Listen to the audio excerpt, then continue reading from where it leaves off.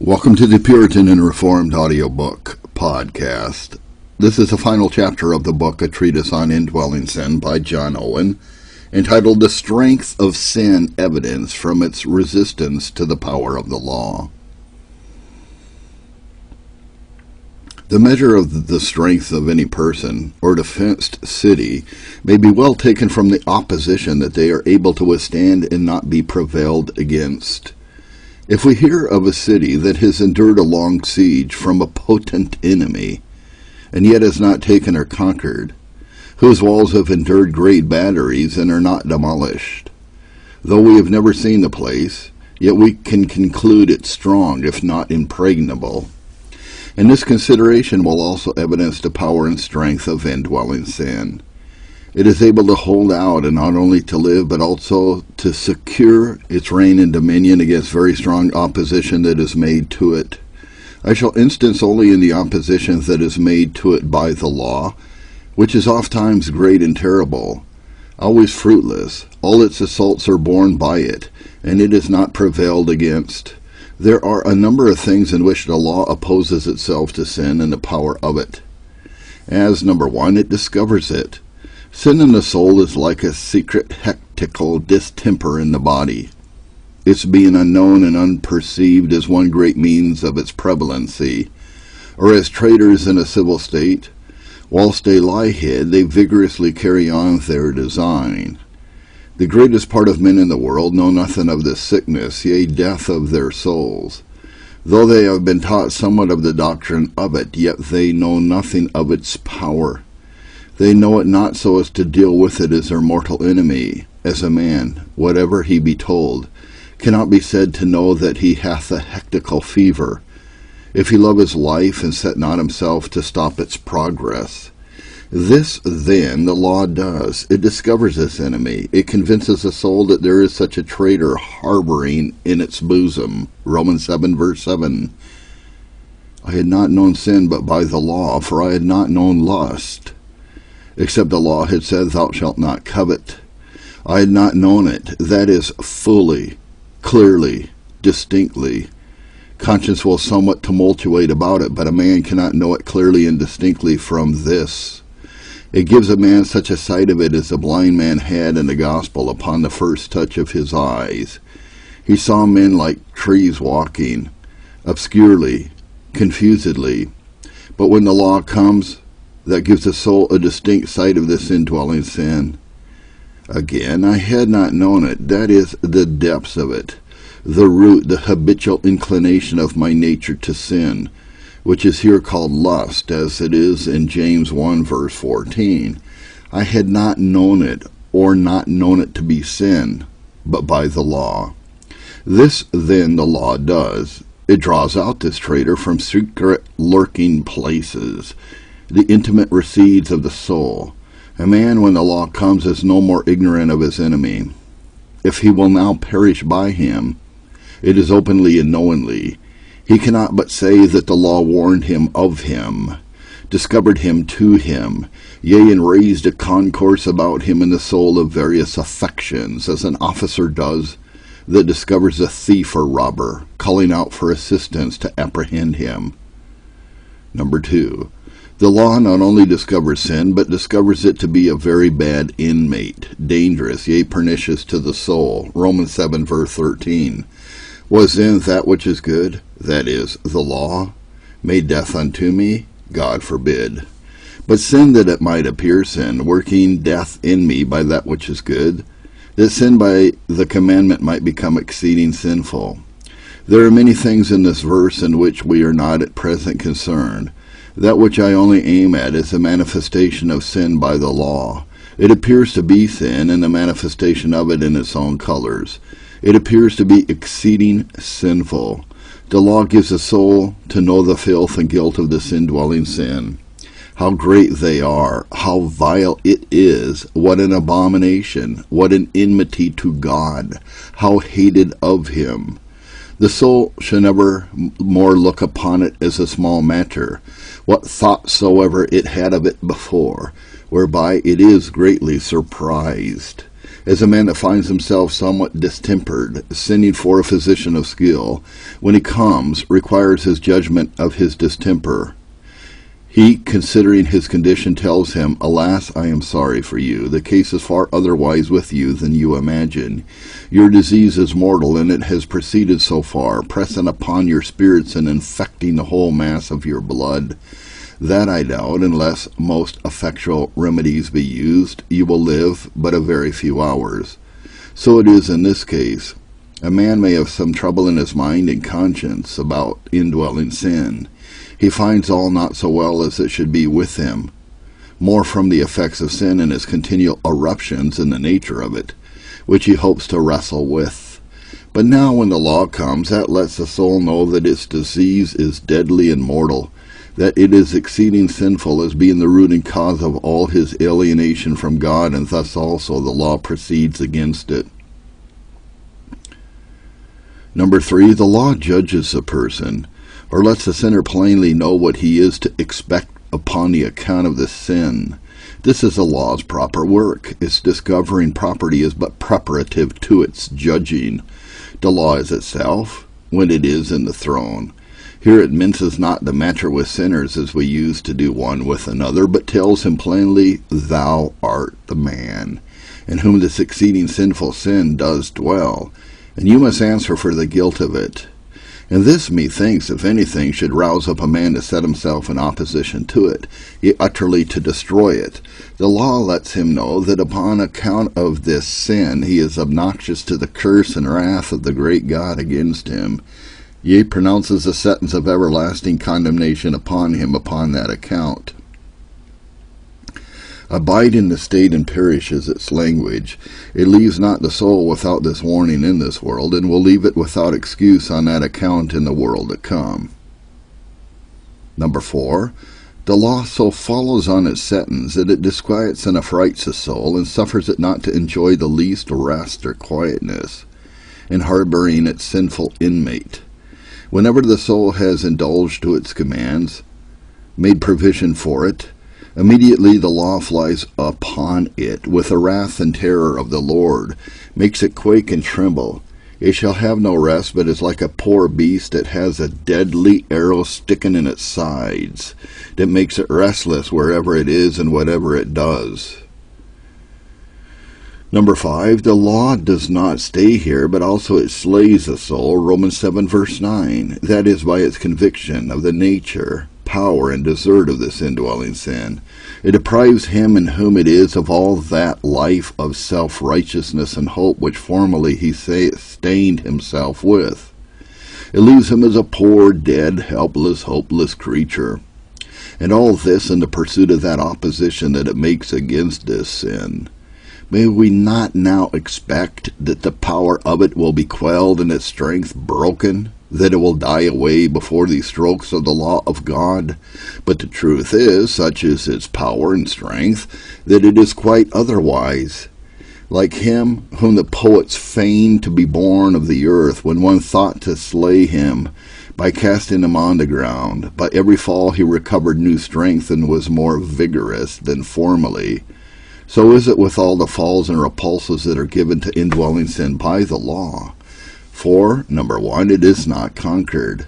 A conquest infers 2 things in respect of the conquered. First, loss of dominion, and secondly, loss of strength. Whenever anyone is conquered, he is despoiled of both these. He loses both his authority and his power. So the strong man armed being prevailed against, he is bound and his goods are spoiled. But now neither of these befalls indwelling sin by the assaults of the law. It loses not one jot of its dominion or strength by all the blows that are given to it. The law cannot do this thing, Romans 8 verse 3. It cannot deprive sin of its power and dominion, for he that is under the law is also under sin. That is, whatever power the law gets upon the conscience of a man, so that he fears to sin, lest the sentence and curse of it should befall him, yet sin still reigns and rules in his heart. Therefore, saith the apostle, Romans 6 verse 14, sin shall not have dominion over you, for you are not under the law, but under grace. intimating plainly that though a person be in never so much subjection to the authority of the law, yet that will not exempt and acquit him from the dominion of sin. Yea, the law, by all its work upon the soul, instead of freeing and acquitting it from the reign of sin and bondage to it, does accidentally greatly increase its misery and bondage, as the sentence of the judge on the bench against a malefactor adds to his misery. The soul is under the dominion of sin, and it may be abides in its woeful condition in much security, fearing neither sin nor judgment. The law set in upon him in this condition by all the ways forementioned brings him into great trouble and perplexity, fear and terror, but delivers him not at all. So that it is with the soul as it was with the Israelites when Moses had delivered his message to Pharaoh. They were so far from getting liberty by it that their bondage was increased, and they found that they were in a very evil case. Exodus 5, verse 19. Yea, and we shall see that sin does, like Pharaoh, finding its rule disturbed, it grows more outrageously oppressive and doubles the bondage of their souls. This is not, then, the work of the law to destroy sin or deprive it of that dominion which it has by nature, nor does it by all these strokes of the law lose anything of its strength. It continues both its authority and its force. It is neither destroyed nor weakened. Yea, secondly, it is so far from being conquered that it is only enraged. The whole work of the law does only provoke and enrage sin, and cause it, as it has opportunity, to put out its strength with more power and vigor and force than formerly. This the apostle shows at large in Romans 7, verses 9 to 13. But you will say, do we not see it by experience that many are wrought upon by the preaching of the law to a relinquishment of many sins and amendment of their lives, and to a great contending against the eruptions of those other corruptions which they cannot yet mortify? And it cannot be denied but that great is the power and efficacy of the law when preached and applied to the conscience in a due manner. I answer, it is acknowledged that very great and effectual is the power of the law of God. Great are the effects that are wrought by it, and it surely accomplishes every end for which of God it is appointed. But yet the subduing of sin is none of its work. It is not designed of God to that purpose, and therefore it is no dishonor if it cannot do that which is not its proper work. Romans 8, verse 3. But also whatever effects it has upon some, yet we see that in the most, such is the power and prevalency of sin, that it takes no impression at all upon them. May you not see everywhere men living many years in congregations where the law is powerfully preached and applied to the consciences, as to all the ends and purposes for which the Lord is pleased to make use of it, and not once be moved by it, that receive no more impression from the stroke of it than blows with a straw would give to an adamant. They are neither convinced by it, nor terrified, nor awed, nor instructed, but continue deaf, ignorant, senseless, secure, as if they had never been told of the guilt of sin or terror of the Lord. Such of these are congregations full of who proclaim the triumphing power of sin over the dispensation of the law. When any of the effects mentioned are wrought, it is not from the power of the letter of the law, but from the actual efficacy of the Spirit of God putting forth His virtue and power for that end and purpose. And we don't deny, but the Spirit of the Lord is able to restrain and quell the power of lust when He pleases. In some ways in which He is pleased so to do we have formerly considered. But fourthly, notwithstanding all that may be observed of the power of the law upon the souls of men, yet it is most evident that lust is not conquered, nor subdued, nor mortified by it. For first, though the course of sin may be repelled for a season by the dispensation of the law, yet the spring and fountain of it is not dried up by it. Though it withdraws and hides itself for a season, it is, as I have elsewhere showed, but to shift out of a storm, and then to return again. As a traveler in his way, meeting with a violent storm of thunder and rain, immediately turns out of his way to some house or tree for a shelter. But yet this causes him not to give over his journey. So soon as the storm is over, he returns to his way in progress again. So it is with men in bondage to sin. They are in a course of pursuing their lusts. The law meets with them in a storm of thunder and lightning from heaven, terrifies and hinders them in their way. This turns them for a season out of their course. They will run to prayer or amendment of life for some shelter from the storm of wrath which is feared coming upon their consciences. But is their course stopped? Are their principles altered? Not at all.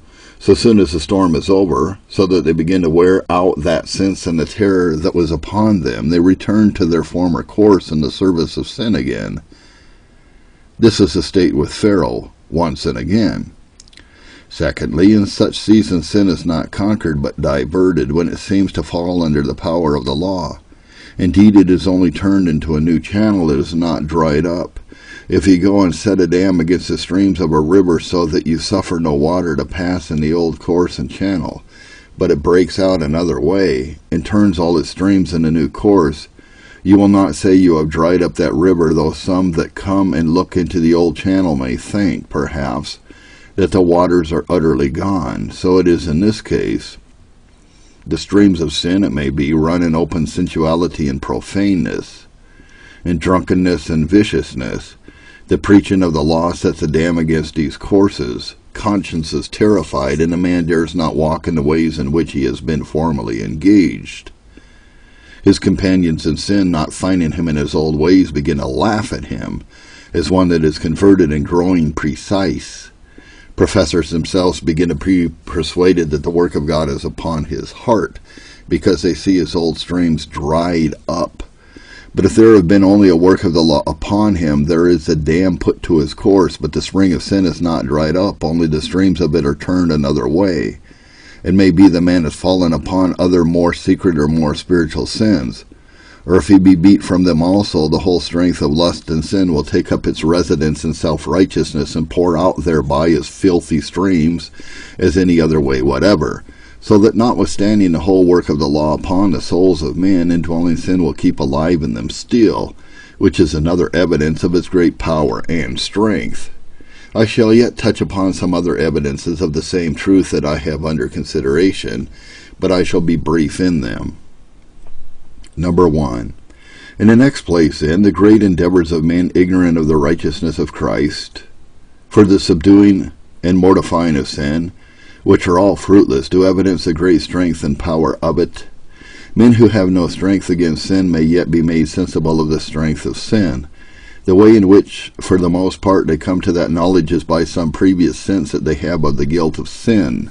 This men have by the light of their consciences. They cannot avoid it. This is not a thing in their choice, whether they will or not.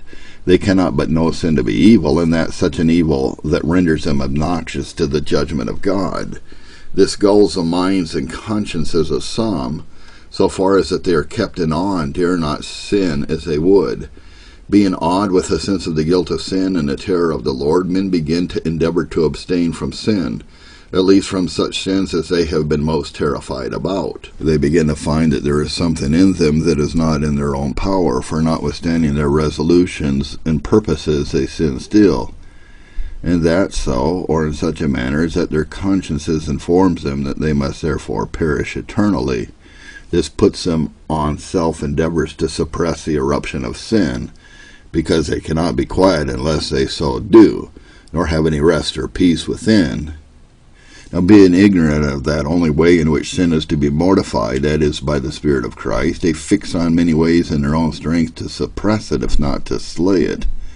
As being ignorant of that only way in which consciences burdened with the guilt of sin may be pacified, that is, by the blood of Christ, they endeavor by many other ways to accomplish that end in vain, for no man by any self-endeavors can obtain peace with God. Some of the ways in which they endeavor to suppress the power of sin, which casts them into an unquiet condition, and their insufficiency for that end, we must look into. First, they will promise and bind themselves by vows from those sins which they have been most liable unto, and so have been most perplexed with. The psalmist shows this to be one great engine in which false and hypocritical persons do endeavor to extricate and deliver themselves out of trouble and perplexity. They make promises to God, which he calls flattering him with the mouth. Psalm 78, verse 36. So it is in this case, being fleshly galled with the guilt of any sin, that by the power of their temptations they, it may be, have frequently been overtaken in, they vow and promise that at least for some such space of time as they will limit, they will not commit that sin again. And this course of proceeding is prescribed to them by some who pretended to direct their consciences in this duty.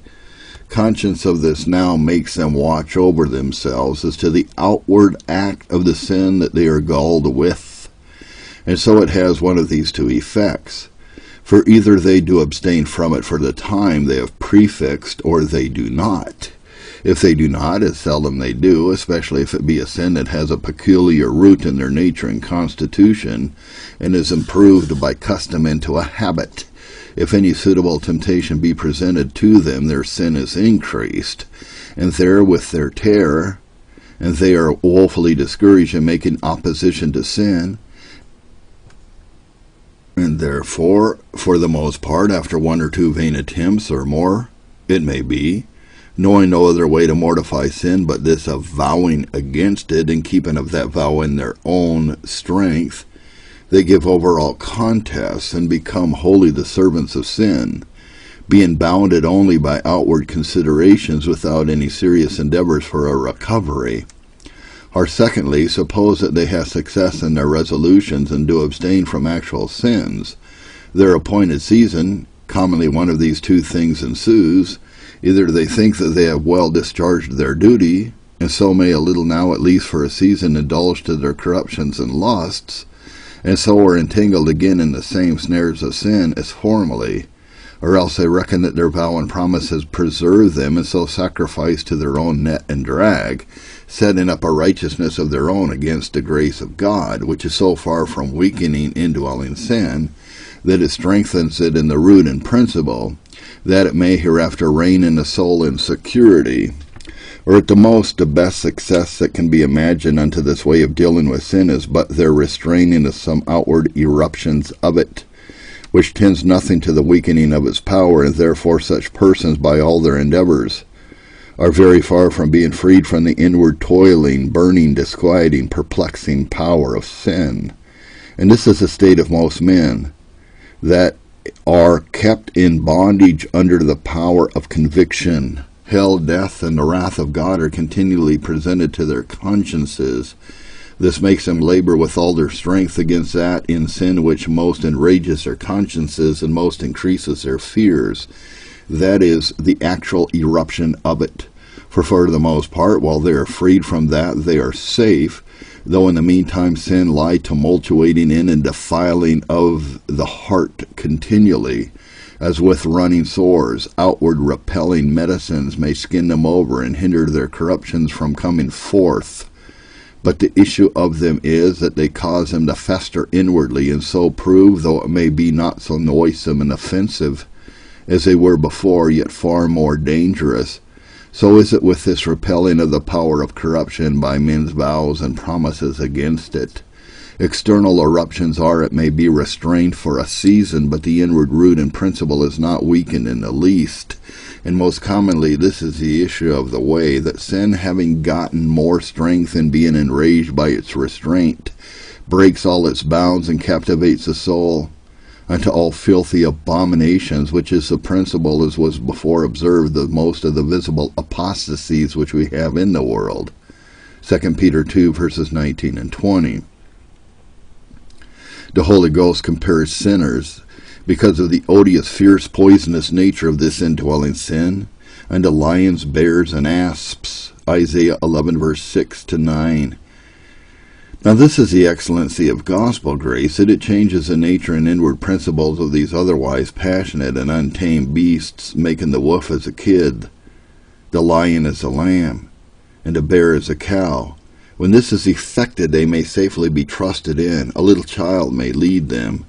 But these self-endeavors do not at all change the nature, but restrain their outward violence. He that takes a lion or a wolf and shuts him up from ravening, whilst yet his inward violence remains, may yet well expect that at one time or other they will break their bonds and fall to their former ways of rapine and violence. However, shutting them up does not, as we see, change their natures, but only restrain their rage from doing open spoil. So it is in this case. It is grace alone that changes a heart and takes away that poison and fierceness that is in them by nature. Men's self-endeavors do but coerce them as to some outward eruptions. But secondly, beyond bare vows and promises, with some watchfulness to observe them in a rational use of ordinary means, men have put, and some do yet put, themselves on extraordinary ways of mortifying sin. This is the foundation of all that has a show of wisdom and religion in the papacy. Their hours of prayer, lastings, their immuring and cloistering themselves, their pilgrimage, penances, and self-torturing discipline spring all from this root. I shall not speak of the innumerable evils that have attended these self-invented ways of mortification, and how they all of them have been turned into means, occasions, and advantages of sinning, nor of the horrible hypocrisy which evidently cleaves to the most of their observers, nor of that superstition which gives life to them all, being a thing riveted in the natures of some, and their constitutions fixed on others by inveterate prejudices, and the same by others taken up for secular advantages.